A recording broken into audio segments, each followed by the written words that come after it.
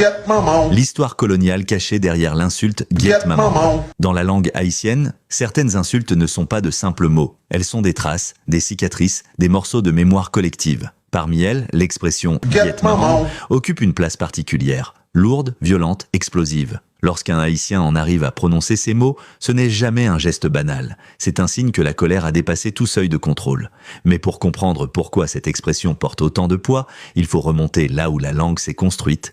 L'époque coloniale, période de domination, de violence sexuelle et d'humiliation systématique. De « que les colons guettent ta mère » à « get maman », l'expression haïtienne proviendrait d'une déformation d'une phrase française prononcée dans les plantations « que les colons guettent ta mère », c'est-à-dire « les colons surveillent ta mère pour la prendre ». Dans le contexte d'Haïti, cette phrase n'était pas une simple menace. Elle décrivait une réalité quotidienne. Les colons espionnaient, sélectionnaient et violaient les femmes esclaves sans aucune honte, sans aucune sanction, comme s'ils exerçaient un droit naturel sur le corps des femmes noires. Chaque femme pouvait être emmenée, de force, à n'importe quelle heure du jour ou de la nuit. Les enfants issus de ces viols devenaient des métisses, appelées Mila, souvent placés à un statut intermédiaire entre blancs et noirs. Ces métisses, volontairement favorisés par les colons, servaient ensuite d'outils de division. Ils se voyaient attribuer certains privilèges pour humilier les esclaves plus noirs, maintenir les rivalités et affaiblir toute forme d'union. Dans ce contexte, dire à un homme « les colons guettent de ta mère », c'était raviver une blessure intime.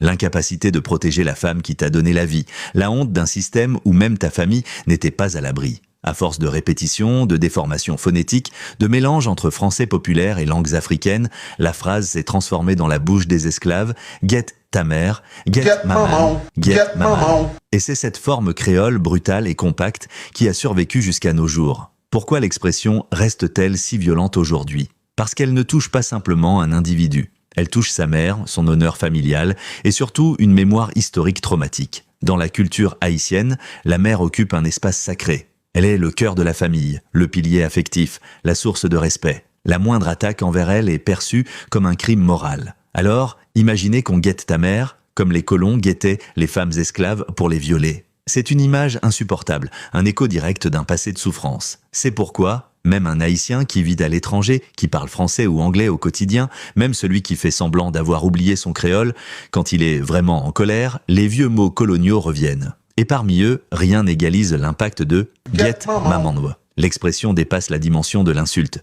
Elle est un déclencheur émotionnel ancestral gravé dans la langue depuis plus de 2 siècles. Aujourd'hui encore, lorsque « get maman » est prononcé, cette phrase libère tout le poids. Des viols systémiques commis par les colons, de l'impuissance des esclaves face à ces abus, de la naissance forcée d'enfants métis utilisés comme instrument de division, des rivalités ethniques entretenues par la structure